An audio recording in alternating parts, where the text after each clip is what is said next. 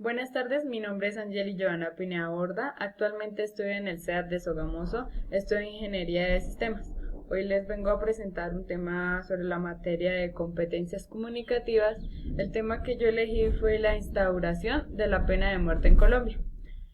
La pena de muerte se configura en algunas regiones del mundo como una alternativa a refrenar los avances de la delincuencia.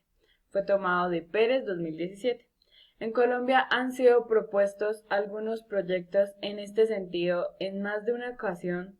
Primero, durante el periodo de la violencia en liberales y conservadores entre los años 1946 y 1965, sobre todo en las zonas rurales.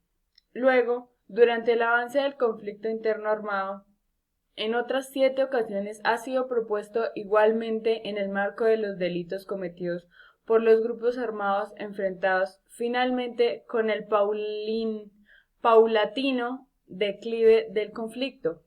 Nuevos proyectos han sido propuestos, esta vez en cuanto a los delitos contra menores de edad.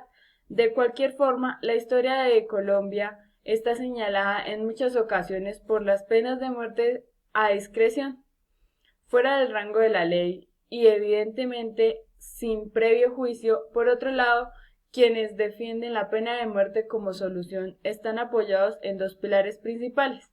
Estos son, de una parte, la función ejecutiva en cuanto al castigo, un equilibrio entre la gravedad del delito cometido y la pena recibida por el delito.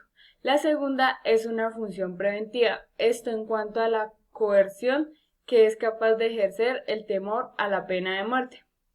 El criminal, por lógica, debería sentirse intimidado e inhibir el impulso delictivo por medio a la consecuencia. Cabe sostener que la mayoría de delincuentes, tanto el común o ampón como el organizado, están generalmente dirigidos por precisamente una revaloración en que la vida tiene un rango mucho menor del que tiene normalmente. Es decir, el delincuente está mucho más dispuesto a perder la vida en su ejercicio que una persona común. Repasando el primer punto, estaría de ver cuál es entonces la verdadera función de los centros penitenciarios, dado que si son más disciplinados, los que directamente los lleva a una acción reinsertiva, habría que negarse de tajo a cualquier posibilidad de aplicación de pena de muerte. En cambio, si la penitenciaria solo se encarga de la ejecución de las penas y la segregación de la población en indicadores de sano o enfermo, habría, aunque sea un resquicio abierto, contar con la posibilidad de asesinar al asesino, al genocida, al violador o a cualquier otro delincuente tipificado.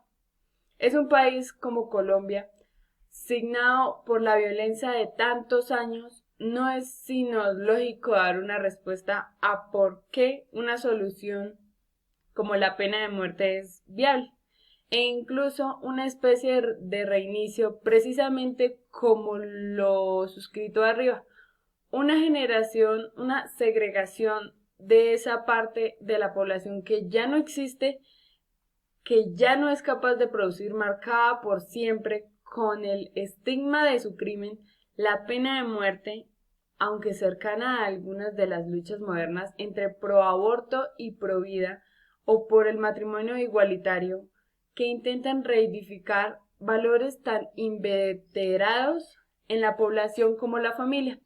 Se ve en la actualidad como una regresión del pasado. Esto sin contrastar la existencia de la muerte del criminal, con la profunda tradición católica en una sociedad como la colombiana.